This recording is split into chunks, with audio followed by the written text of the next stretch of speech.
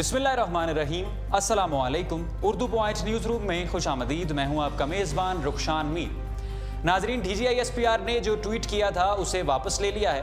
29 अप्रैल को don leaks की committee का जो नतीजा आया उसके बाद DGISPR ने ये ट्वीट किया था कि द नोटिफिकेशन इज़ रिजेक्टेड। और इस ट्वीट के बाद जो सिविल हुकूमत की जानिब से, सिविल सोसाइटी की जानिब से और मीडिया की जानिब से जो रद्द-ए-अमल आया, आप सब ने नोटिस किया। आज हमने अपने प्रोग्राम में डॉन लीक्स इशू पर तफसीली गुफ्तगू करनी है। तज्जिया निगारों और दिफाई तज्जियाकारों को भी अपने प्रोग्राम में शामिल करना है। ये बात काबिल गौर है कि 29 अप्रैल के बाद गुज़िश्ता हफ्ते में सियासी और अस्करी क़यादत की 2 मुलाकातें हुई हैं। 4 मुलाकातें वज़ीर-ए-आज़म पाकिस्तान मियां मोहम्मद नवाज शरीफ साहब ने वज़ीर दाखिला चौधरी निसार अली खान साहब के साथ की हैं और उसका फिर ये नतीजा निकला कि ISPR ने अपना ट्वीट वापस ले लिया है। आज बात करते हैं डॉन लीक्स के हवाले से ये मामला कैसे शुरू हुआ और अब इसका मुस्तकबिल क्या है। सोशल मीडिया पर जिस तरह आप लोग ये सवाल उठा रहे हैं कि क्या अब डॉन लीक्स का मामला ख़त्म हो चुका है, क्या जिन लोगों को, जिनकी तस्वीर आप मेरे पीछे देख सकते हैं, तारिक फातमी, परवेज़ रशीद और राव तहसीन, जिनको सज़ा दी गई, क्या यही कसूरवार थे? क्या किसी और का, मरियम नवाज शरीफ साहबा का नाम लोग लेते हैं सोशल मीडिया पर, क्या उनका कोई कसूर नहीं था? ये कुछ सवालात हैं, आज इन पर तफसीली गुफ्तगू करेंगे। मगर सबसे पहले जानते हैं कि आखिर ये खबर क्या थी, इसका पस मंज़र क्या है। नाज़रीन, 3 अक्टूबर को एक मीटिंग होती है वज़ीर-ए-आज़म हाउस में, इस्लामाबाद में ये मीटिंग होती है और इस मीटिंग में आला सियासी और अस्करी क़यादत शिरकत करते हैं। प्राइम मिनिस्टर और फ़ौज की जानिब से आला शख्सियात इस मीटिंग का हिस्सा बनते हैं और इस मीटिंग में कुछ गुफ्तगू होती है। वो गुफ्तगू क्या थी? वो गुफ्तगू अंडर कवर रहने वाली थी, मीडिया पर आने वाली नहीं थी। जो भी बात हुई, जो भी, क्योंकि कॉन्फिडेंशियल मीटिंग थी, हाई लेवल की मीटिंग, जिस तरह मैंने पहले अर्ज़ किया। मगर 8 अक्टूबर को पाकिस्तान के एक क्रेडिबल तरीन अंग्रेज़ी अखबार में एक ख़बर शाया होती है, एक्ट अगेंस्ट मिलिटेंट्स और face international isolation, warns government to the army. इसका मतलब यह है, तर्जुमा यह है कि सियासी हुकूमत ने, सिविल हुकूमत ने फ़ौज को ये वार्न किया है, ये उनको कहा है कि आप दहशत गर्दों की पुश्तपनाही करना छोड़ दें, वरना हमें इंटरनेशनली आइसोलेशन, डिप्लोमेटिकली आइसोलेट होना पड़ेगा। और इसका भी एक पस मंज़र है। उन दिनों अक्टूबर में, आपको याद है, गुज़िश्ता बरस 2016 अक्टूबर में इंडिया, भारत जो हमारा हमसाया मुल्क है, उसके साथ टेंशन्स किस कदर थीं, हालात किस कदर ख़राब थे। और उन दिनों इंडिया अक़वाम मुत्तहिदा में, इंटरनेशनल सोसाइटी में ये कह रहा था कि जो पाकिस्तान की फ़ौज है, जो पाक फ़ौज है, वो दहशत गर्दों की पुश्तपनाही करती है, वो दहशत गर्दों को संभालती है। पाक फ़ौज को रोका जाए, वरना हम पाकिस्तान को इंटरनेशनली, डिप्लोमेटिकली, सफारती तौर पर आइसोलेट कर देंगे, लोगों से अलहदा कर देंगे। ये उन अक्टूबर में, अक्टूबर, नवंबर, सितंबर, अगस्त में ये इंडिया की तरफ से पाकिस्तान के ख़िलाफ़ प्रोपेगेंडा किया जा रहा था। तमाम इसको पाकिस्तानी जानते हैं, हम भी इस पर बहुत से प्रोग्राम्स कर चुके हैं। ये मीडिया, ये अखबार में ये ख़बर नशर हुई और उसके बाद फिर क्या रद्द-ए-अमल आया। लोग हैरान हो गए कि इतनी कॉन्फिडेंशियल मीटिंग, अगर ये बात हुई है तो ये बात लीक आखिर किसने की है। फ़ौज की तरफ से भी रद्द-ए-अमल दिखाया गया कि इस खबर के पीछे, खबर को लीक करने वाला कौन था, क्योंकि उस खबर में आला सियासी और अस्करी शख्सियात थी। आखिर किसी ने तो ये खबर एक रिपोर्टर को, एक सहाफ़ी को दी है, जिसने ये फिर शाया की अपने अंग्रेज़ी अखबार में। चूँकि आपको पता है सहाफ़त का ये असूल है कि आप ख़बर का जो सोर्स है उसको डिस्क्लोज़ नहीं करते। सहाफ़त की जो पहली किताब है, जो बुनियादी तौर पर हर तालिब इल्म को भी पढ़ाई जाती है और सहाफ़ी भी इस बात से खूब वाकिफ़ हैं और जानते हैं कि अपना सोर्स, कभी भी ख़बर का सोर्स आप डिस्क्लोज़ नहीं करेंगे। कोई भी क्रेडिबल, काबिल एतमाद, काबिल यकीन सहाफ़ी अपनी ख़बर का, जो उसने शाया की है या पढ़ी है, उसका सोर्स डिस्क्लोज़ नहीं करता। तो सीरियल अलमीडा, जो इस ख़बर को लिखने वाले थे, जो रिपोर्टर थे, उन्होंने अपना सोर्स डिस्क्लोज़ नहीं किया। मगर इशारा किया जा रहा था लोगों की तरफ से कि इसके पीछे वज़ीर-ए-आज़म पाकिस्तान मियां मोहम्मद नवाज शरीफ साहब की साहबजादी मरियम नवाज़ लगती हैं। लोगों का ये सोशल मीडिया पर भी, और लोगों का ये कहना था, लिखना था सोशल मीडिया पर, फेसबुक पर, ट्विटर पर।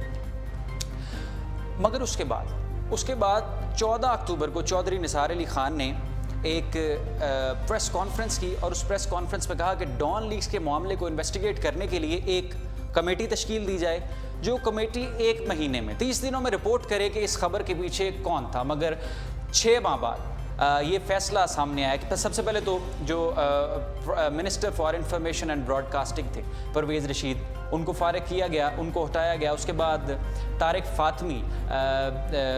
फ़ातमी को, जो कि मुआवन ख़ुसूसी हैं प्राइम मिनिस्टर नवाज शरीफ साहब के, और उसके बाद राव तहसीन जो कि एक ब्यूरोक्रेट हैं, उनको फारिग किया गया। इन 3 लोगों को फारिग किया गया, जिनकी तस्वीर भी आप देख सकते हैं। और उनका फिर क्या बयान था वो भी आपने सुना। तारिक फ़ातमी ने कहा कि मेरा इस खबर को लीक करने में, रुकवाने में, लगवाने में कोई लेना देना नहीं। राव तहसीन का भी यही कहना था। परवेज़ रशीद ने इस पर कोई क्लियर कट बयान नहीं दिया इस सारे मामले पर। जब कमेटी ये सामने आई 29 अप्रैल को, इस कमेटी का नतीजा सामने आया, तो DGI-SPR ने ये ट्वीट किया कि the notification is incomplete and is rejected. उसके बाद रद्द-ए-अमल आया सिविल सोसाइटी पर। कुछ लोगों ने तनकीद की, हुकूमत की तरफ से तनकीद की कि DGI-SPR ने क्यों प्राइम मिनिस्टर के इस फैसले को मुस्तरद किया है। कल DGI-SPR ने फिर इस पर प्रेस ब्रीफिंग दी और प्रेस ब्रीफिंग में कहा कि डॉन लीक्स का मामला हल तय पा गया है। उस ट्वीट का मकसद किसी अदारे या किसी शख्स की नफ़ी करना नहीं था। तमाम मामला सेटल हो चुके हैं। कमेटी के मुताबिक जो कसूरवार थे उनको सज़ा मिल गई है। ये जो उनकी प्रेस कॉन्फ्रेंस थी, उससे एक बात तो ये अखज़ की जा सकती है कि इसमें मरियम नवाज़ का उनके मुताबिक फिर कोई लेना देना नहीं था खबर के साथ। परवेज़ रशीद, राव तहसीन और तारिक फ़ातमी जिनको फारिग किया गया वही कसूरवार थे। उनकी प्रेस कॉन्फ्रेंस से इस बात को अखज़ किया जाता है। मगर अभी भी बहुत से सवालात हैं जिनके बारे में लोग जानना चाहते हैं। हाई लेवल्स की, जिस तरह मैंने आपको पहले बताया, इस गुज़िश्ता हफ्ते में 2 मीटिंग्स हुई। सियासी और अस्करी क़यादत आमने सामने बैठे। नवाज शरीफ की चौधरी निसार के साथ 4 मुलाकातें हुई। अब कुछ सवालात हैं जो अभी भी, जिनका आंसर, जिनका जवाब लोग जानना चाहते हैं। ट्विटर पर, फेसबुक पर इस बारे में सवालात करते हैं। आज हमने अपने प्रोग्राम में बज़रिया टेलीफोन दावत दी है। सबसे पहले तो प्रोग्राम में शामिल करेंगे जनरल रिटायर अमजद शुएब साहब को, जो कि इस मामले में गहरी नज़र रखते हैं, दिफाई तज्ज़ियाकार हैं। उनको टेलीफोन करेंगे और उनकी राय जानेंगे। कुछ सवालात हैं वो उनके सामने रखेंगे और उनके जवाब जनरल अमजद शुएब साहब से जानेंगे। हमें इस वक्त टेलीफोन लाइन पर ज्वाइन किया है जनरल रिटायर अमजद शुएब साहब ने। सर, बहुत शुक्रिया आपका कीमती वक्त देने के लिए। इस मौजू पर गुफ्तगू करने के लिए सबसे जो रेलिवेंट शख्सियत हैं वो यकीनन आप हैं। चंद एक सवालात हैं वो आपसे जानना चाहेंगे। जी, आवाज़ आ रही है सर? हेलो जी, बोलो। जी जनरल साहब, JIT रिपोर्ट में लोग ये सवालात कर रहे हैं, सोशल मीडिया पर ख़ास तौर पर लिख रहे हैं कि JIT रिपोर्ट में ऐसी क्या बात थी कि जिसकी बिना पर पहले उसे मुस्तरद किया गया और अब उसे एक्सेप्ट कर लिया गया है। क्या इसमें कोई चेंजेस वगैरह आए हैं? आप दिफाई तज्ज़ियाकार हैं और यकीनन सबसे रेलिवेंट शख्सियत हैं इस सवाल करने के लिए।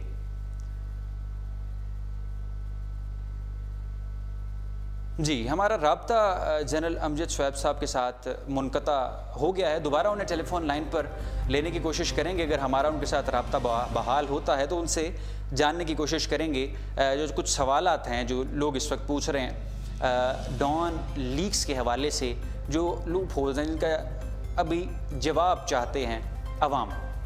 एक सवाल ये भी है कि क्या ये मामला फ़ौज और हुकूमत के दरमियान। जी, हमें टेलीफोन लाइन पर हमारा राब्ता बहाल हुआ है जनरल रिटायर अमजद शुएब साहब के साथ। सर, हाँ जी, बहुत शुक्रिया कीमती वक्त देने के लिए। सबसे पहले तो ये जानना चाहेंगे आपसे, लोग भी यही आपसे जानना चाहते हैं क्योंकि आप रेलिवेंट शख्सियत हैं, इस हवाले से दिफाई तज्ज़ियाकार हैं। सर, JIT रिपोर्ट में ऐसा पहले क्या था कि उसको मुस्तरद किया गया और अब उसे एक्सेप्ट कर लिया गया है? कोई चेंजेस इसमें आए हैं? जी, चेंजेस हैं, मैं एक्सप्लेन कर देता हूँ। ऐसा ये है कि ये इंक्वायरी जो कि प्राइम मिनिस्टर खुद और ऑर्डर की थी जी, और उसमें खुद ही गवाहान वगैरह बयान उसमें शामिल किए जी, तो उन गवाहों के बयानात की रोशनी में ये तो पता नहीं चला कि किसने ये खबर छपवाई या चलाई। सरल अलमेडा जो है उन्होंने अपना सोर्स बताने से इनकार किया जी, लेकिन बाकी गवाहों ने ये जरूर बताया कि जी ये सरल अलमेडा जो है ये कहानी लेके फातमी साहब के पास आए, परवेज रशीद साहब के पास आए और इन्होंने केस इनको भी कांटेक्ट किया राव तहसीन को। अच्छा, तो इनको पता था कि ये कहानी कहीं से आई है और इनके पास है, ठीक है। तो इन्होंने रुकवाने की कोशिश नहीं की। इन्होंने आगे से उनको यही कहा कि भाई आप जिसने दिया उससे पूछें। तो इस सूरत में हुकूमत का ये ख्याल था या कमेटी का ये ख्याल था कि ये प्राइम मिनिस्टर से मुतल्लिका लोग हैं जी प्राइम मिनिस्टर के ऑफिस के बारे में स्टोरी थी जी और उसमें सिक्योरिटी का इशू था, जी तो इनको जिम्मेदारी का सबूत देना चाहिए था कि या तो ये कंफर्म करते प्राइम मिनिस्टर के ऑफिस से, बल्कि इनमें से 2 हज़रात तो खुद उस मौका पे मौजूद थे, ठीक है, और ये कह सकते थे कि ये स्टोरी गलत है। तो उस पे ये नहीं इन्होंने किया, ना रुकवाने की कोशिश की, और उसको जवाब जो दिया वो गैर मुनासिब था, लिहाजा कहानी छप गई।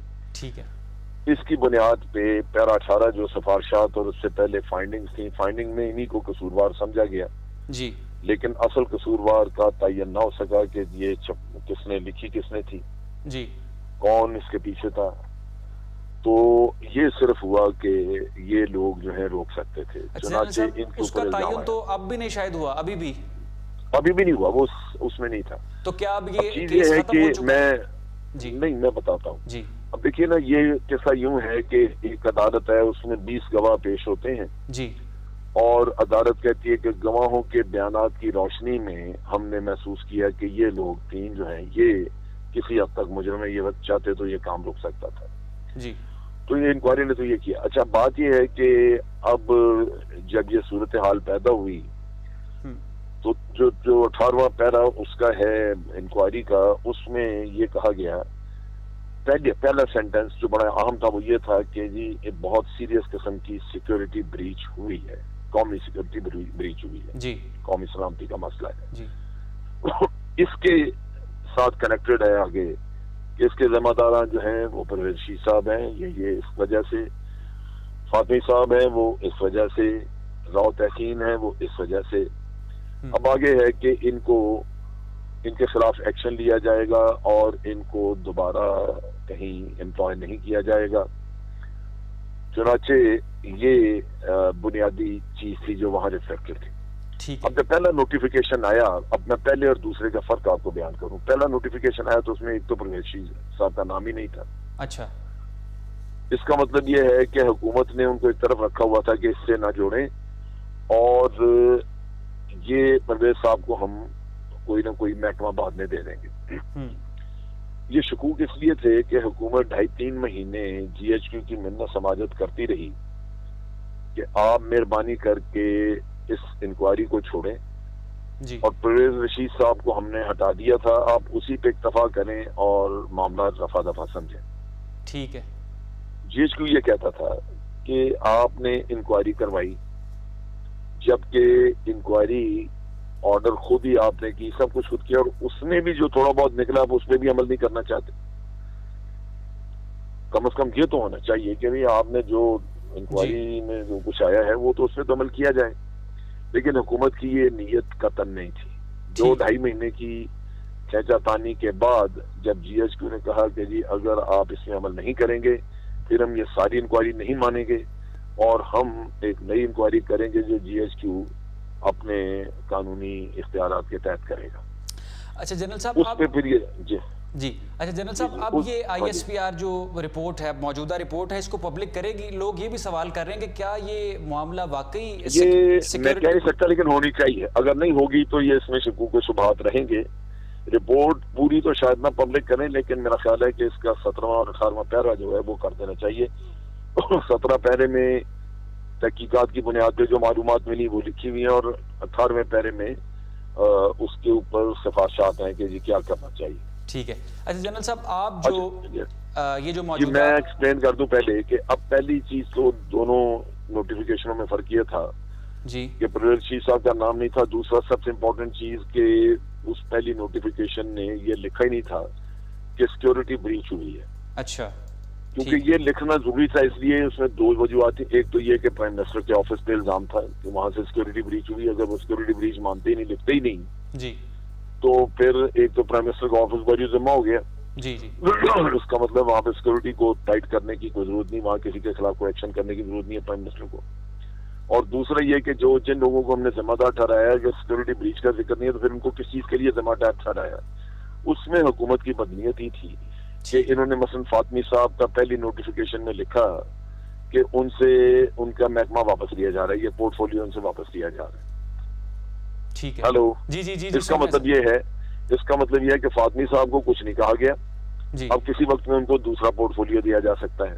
ठीक है, सही। इसी तरह रॉ तहसीन का कहा कि जी उसके खिलाफ महकमाना कार्रवाई होगी, लेकिन किस चीज की होगी वो, चूंकि पहले आपने सिक्योरिटी ब्रीच का किस्सा ही नहीं किया, इसलिए ये भी पता नहीं कि किसकी होगी। ठीक है।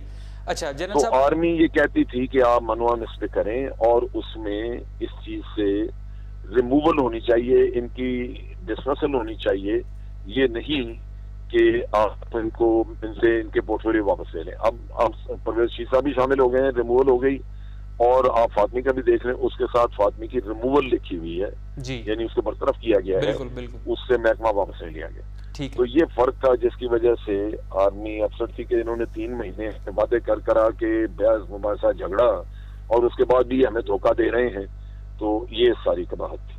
ठीक है। अच्छा जनरल साहब, अब जो आसिफ, आखिरी मेरा सवाल आपसे ये है कि जो आसिफ गफूर साहब ने, जनरल आसिफ गफूर साहब ने जो कल प्रेस ब्रीफिंग दी है, उससे ये लगता है कि अब इस पे मरियम नवाज शरीफ साहबा या कोई और, वो सब बरी ज़िम्मा है और जिनको सजा मिलनी थी वो मिल चुकी है, यही समझे? नहीं, ये नहीं है। देखिए मैं आपको बताऊं जी, ये फिलहाल इस चीज पे दोनों साइड्स क्वाइट हैं। गवर्नमेंट हो सकता है समझे कि वो बरी ज़िम्मा है, आर्मी समझे कि जो ऑप्शन खाली अभी हैं। वो इस तरह है कि अगर आप पिछला निकाल के देखें कोई अखबारात वगैरह जिसमें कि ये कमेटी बनाई गई थी, इंक्वायरी कमेटी, तो उसमें उसकी TORs थी कि इन्होंने करना क्या है जी। तो TORs में ये मौजूद था कि जी वो कमेटी पता लगाएगी कि ये किसने बनाई, किसने ये खबर दी अखबार को, और अखबार ऐसे राह चलते किसी से खबर नहीं लेता, ये लाजमन कोई आम बंदा है जिसने दी और उन्होंने उसको छापना मंजूर किया। तो एक तो ये पता करना था कि किसने ये बनाई, फिर दूसरे उसमें ये चीज चेक करनी थी, पता करना था कि जिसने ये खबर दी उसका मकसद क्या था, मकासद क्या थे, वो क्या हासिल करना चाहता था, क्या उसके ज़हन में कोई साजिश थी या उसके पीछे कोई और था जिसने उसको इस काम पे लगाया जी। उसके जिसने लगाया उसकी साजिश क्या थी या वो क्या चाहता था। ये सवालात थे जिनके जवाबात नहीं है। अब इसमें आगे 2 सूरतें हैं। पहली सूरत तो ये है कि आर्मी किसी स्टेज पे बाद में जब थोड़ा बहुत मामला सेटल होते हैं तो वो ये किस्सा खड़ा करे कि जी चूंकि वो इंक्वायरी जो है उसकी फाइंडिंग्स अधूरी हैं जी, और ये जो इम्पोर्टेंट सवाल थे उनके जवाबात हमें नहीं मिल सके, तो हम इन लोगों से तहकीकात करना चाहते हैं जिनको इंक्वायरी ने जिनके ऊपर इल्जाम रखा है। उसमें परवेज रशीद साहब हैं, फातमी साहब और रॉ तहसीन, तीनों को इंटेलिजेंस जो है वो बुला के इनकी इंटेरोगेशन शुरू कर दे और इनसे उगलवाए और इनसे किस्सा सारा निकलवाए। ठीक है, ताकि असल लोगों तक पहुंचे। एक तो ये है जी। दूसरा ये है कि इन लोगों के ऊपर चूंकि धब्बा लग गया और इनको पता है परवेज रशीद वगैरह सबको कि भाई असल मुजरम ये नहीं है, बिल्कुल, ये इनको तो कुर्बानी चढ़ा गया, तो दूसरी पॉसिबिलिटी है कि ये अदालतों में चले जाएं। परवेज रशीद तो नहीं जाएंगे, उनका तो टोटली पॉलिटिकल था, लेकिन दूसरे 2 हैं, उनमें से रॉ तहसीन की नौकरी जा सकती है।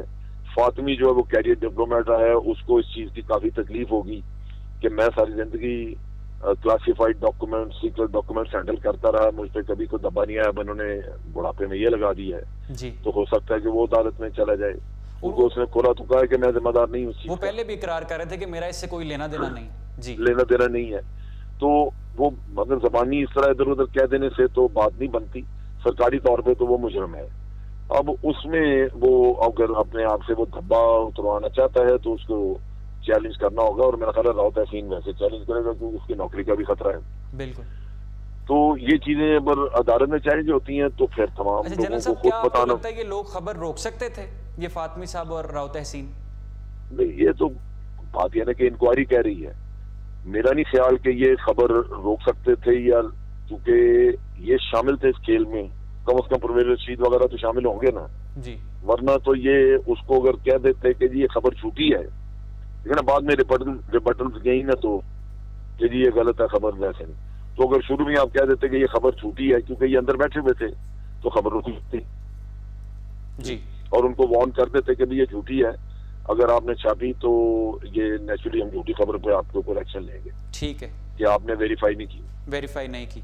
जी, बहुत शुक्रिया जनरल अमजद शुएब साहब, हमें अपना कीमती वक्त देने के लिए। हमारे साथ बराह रास्त मौजूद थे उर्दू पॉइंट्स पर दिफाई तज्ज़ियाकार और ख़ास सीनियर आदमी, और इस मामले पर गहरी नज़र भी रखते हैं। उनकी राय हमने शामिल की। तफसीलन उन्होंने ये केस, सारा मामला क्या है, आपके सामने रखा, क्या क्या किया जा सकता था और क्या क्या किया जा सकता है। उन्होंने एक अहम बात की कि अभी तक इसको हतमी फ़ैसला मत समझिए, असल कसूरवार अभी सामने आ सकते हैं। एक और अहम बात, उतनी देर जितनी देर में हम सलमान आबिद साहब को उनकी भी राय शामिल करेंगे, कॉलम निगार हैं, कॉलम नवीस हैं और तज्ज़ियाकार हैं, उनकी राय भी अपने प्रोग्राम में शामिल करेंगे। उससे पहले मैं चंद एक बातें आपके सामने जनरल साहब की गुफ्तगू में से ही कुछ पॉइंट्स निकले वो आपके सामने रखता हूँ कि परवेज़ रशीद साहब और सीरियल आलमंड, जो डॉन अखबार का रिपोर्टर था और इंफॉर्मेशन मिनिस्टर, उनके दरमियान जो मैसेजेस का तबादला होता रहा वो तकरीबन 9 मैसेजेस थे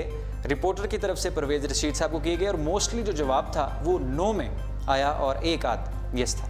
एक और बात ये है कि जो ये मिलिट्री और सिविल मिलिट्री रिलेशंस हैं, ये ख़ासा हसास मौजू है। किसी भी पाकिस्तानी का कतन, जो भी बाशऊर है, सेन है, सोच समझ रखने वाला है, किसी का भी ये मकसद नहीं कि इन मामलात को, इन रिलेशंस को हीट दी जाए, इनको हवा दी जाए, इनको ख़राब किया जाए, क्योंकि इसमें बिलाखिर जो नुकसान है वो पाकिस्तान का है, अदारों का, बाद में पहले पाकिस्तान का नुकसान है, पाकिस्तान की बदनामी है इंटरनेशनली भी और इनसाइड पाकिस्तान भी। ये बहुत अहम पॉइंट है जो समझने की ज़रूरत है कि मामलात अगर खुश उसलूबी से चलें, दोनों मिलकर सारे मामलात को आगे देखें, तो फिर पाकिस्तान के हालात बेहतर हो सकते हैं। अब बात करते हैं सलमान आबिद साहब से, जो कि कॉलम नवीस हैं और तज्ज़िया निगार हैं। उनसे भी इसी हवाले से इस मौजू को और डीपली देखने के लिए कुछ सवालात करेंगे। जैसे वो टेलीफोन लाइन पर ज्वाइन करते हैं, उनसे इस मौजू पर बात करेंगे। अभी तक मरीम नवाज शरीफ साहबा जो ट्विटर पर खासी सरगर्म है, उनका फ़िलहाल कोई इस पर 2 दिन से कोई उन्होंने कमेंट नहीं किया, कोई ट्वीट नहीं किया, कोई अपनी राय का इजहार नहीं किया। अभी कुछ मिनट्स पहले उन्होंने एक ट्वीट किया, उससे पहले वो खामोश थे। हमारे साथ इस वक्त टेलीफोन लाइन पर मौजूद हैं सलमान आबिद साहब, कॉलम नवीस हैं और सीनियर तज्ज़ियाकार हैं। बहुत शुक्रिया सर अपना कीमती वक्त देने के लिए। ये सर जो डॉन लीक्स का जो ये सारा फैसला आया है, पहले उस रिपोर्ट को मुस्तरद किया गया और बाद में उसे एक्सेप्ट कर लिया गया, आपको क्या लगता है कोई तब्दीली भी हुई है? देखिए, कोई तब्दीली डॉन लीक्स की रिपोर्ट में नहीं आई, मां सिवाय इसके कि शेर रशीद और उनका परवेज रशीद का नाम उसमें ऐड किया गया, इसके अलावा कोई तब्दीली नहीं है। असल में देखिए, बात बुनियादी तौर पर यह है कि जो डॉन लीक्स की रिपोर्ट के ऊपर जो इत्तफाक राय हुआ है हुकूमत और अपोजिशन का, हुकूमत का और फौज का, इसमें अभी भी बुनियादी नोयत के सवालात मौजूद हैं। अच्छा। पहला सवाल तो ये मौजूद है कि डॉन लीक्स की रिपोर्ट जो है वो पब्लिक क्यों नहीं की जा रही, क्या वजह है कि उस रिपोर्ट को मंजर आम पे नहीं लाया जा रहा, उसमें कौन सी ऐसी बातें हैं जिसको छुपाया जा रहा है, एक बात।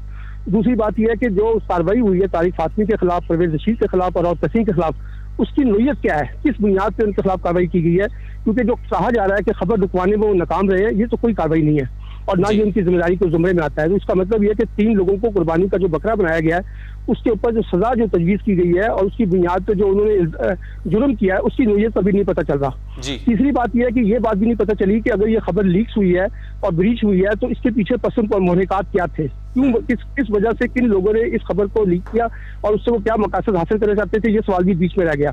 और फिर ये सवाल भी बीच में रह गया कि जो इल्जामात लगाए गए थे डॉन लीक्स पर फौजी क़यादत के हवाले से, क्या वो अब इल्जामात खत्म हो गए? तो मैं समझता हूँ कि डॉन लीक्स की रिपोर्ट पर इत्तफाक की राय के बावजूद बहुत से सवालात हैं जो अभी मौजूद हैं, और मैं समझता हूँ कि इमरान खान ने बिल्कुल ठीक कहा है कि ये जो डील है, ये जो मफाहमत थी, ये फौज के दरमियान और हुकूमत के दरमियान नहीं थी, ये कौमी सिक्योरिटी का मामला था, इसमें सबको इत्तेमाद में लेना चाहिए पार्लियामेंट समेत। तो आने वाले दिनों में इस पर बहस भी होगी।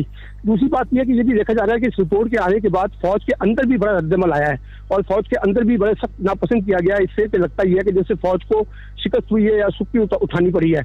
यहाँ तक वो उनके ट्वीट्स का मामला था, उस पर तो मुझे इत्तेफाक है वो ट्वीट्स वापस होनी चाहिए थी, लेकिन जिस अंदाज से फौज ने उस पर रिएक्शन दिया और जिस अंदाज से मुफाहमत हुई है, उसके पीछे जो है बहुत से लोग बहुत सी बातें कर रहे हैं। ये आने वाले दिनों में मजीद सूरत हाल वाज़ेह होगी कि किस बुनियाद के ऊपर ये मुफाहमत हुई है। अच्छा सलमान आबिद साहब, आपकी बात से एक सवाल ये कि कल जो आसिफ गफूर साहब ने प्रेस ब्रीफिंग की है, मीडिया कॉन्फ्रेंस की है, उसमें उन्होंने कहा कि जो भी कसूरवार थे उनको सजा मिल गई है, अब ये मामला क्लियर है।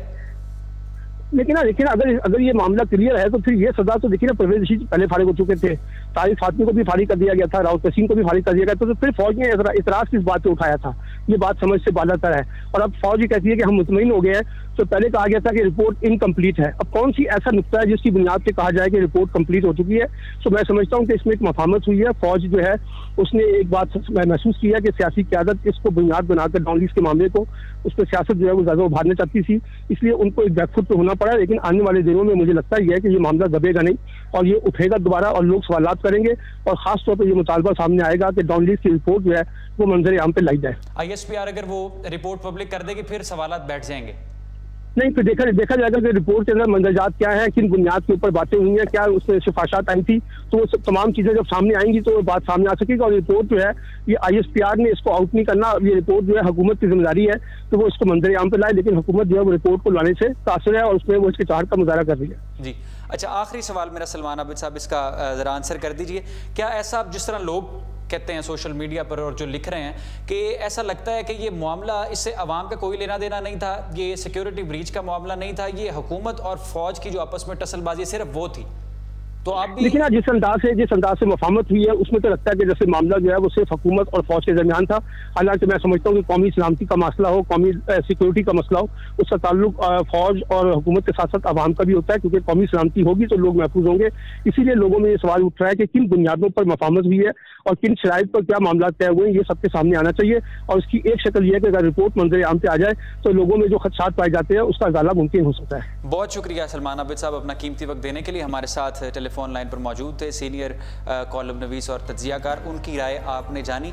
इमरान खान के हवाले से सलमान आबिद साहब ने भी बात की। इमरान खान ने बहुत अच्छी बात की है, बेहतरीन बात की है। वो ट्वीट्स जो करते रहे इमरान खान ट्विटर पे, उनका ज़रा स्क्रीनशॉट आप देख लीजिए, आपको ये भी अंदाज़ा हो जाएगा कि अपोजिशन का क्या रद्द-ए-अमल था इस सारे मामले पर। इमरान खान ने जो ट्वीट्स किए हैं वो आप अपने स्मार्टफोन्स और लैपटॉप्स की स्क्रीन्स पर देख सकते हैं। इमरान खान ने कहा ये क्या आपस में जो सेटलमेंट हुई है उसको भी पब्लिक किया जाए, अवाम इसके मुंतज़िर है। और दूसरा एक स्क्रीनशॉट आप देख सकते हैं एतजाज़ एहसन साहब का, पाकिस्तान पीपल्स पार्टी से जिनका ताल्लुक है, कानूनदान है, उनका ये मौक़िफ़ था कि DGI-SPR को ना सिर्फ ट्वीट वापस लेना चाहिए था बल्कि अपने ओहदे से इस्तीफ़ा भी दे देना चाहिए था। जबकि बहुत से लोग, जिनमें आसमा जहांगीर साहबा और कुछ ब्यूरोक्रेट जो कि इस पर तनकीद कर रहे थे, ट्वीट पर खासी तनकीद कर रहे थे, उन्होंने इस मामले को सराहा है। अब जो पाकिस्तान मुस्लिम लीग नवाज़ के सपोर्टर्स हैं, जैसे आप में से बहुत से लोग हैं, और जो पाकिस्तान तहरीक इंसाफ के सपोर्टर्स हैं, बज़ाहिर ये लगता है कि हुकूमत के ख़िलाफ़ फ़ैसला नहीं आया तो वो कुछ गैर मुतमईन है। दानिश्वर हल्के की क्या राय है और दिफाई तज्जिया कारों का हमने आपको जनरल अमजद शुएब साहब का भी जो ओपिनियन था, जो एनालिसिस था, वो तफसीली आपके साथ शेयर किया। मज़ीद कोई अहम इसमें डेवलपमेंट होगी, कोई डिटेल आएगी तो ज़रूर अपने प्रोग्राम न्यूज़ रूम में शामिल करेंगे। फ़िलवक्त रुखशान मीर को दीजिए इजाज़त, इंशाअल्लाह आपकी खिदमत में दोबारा हाजिर होंगे। अल्लाह हाफ़िज़।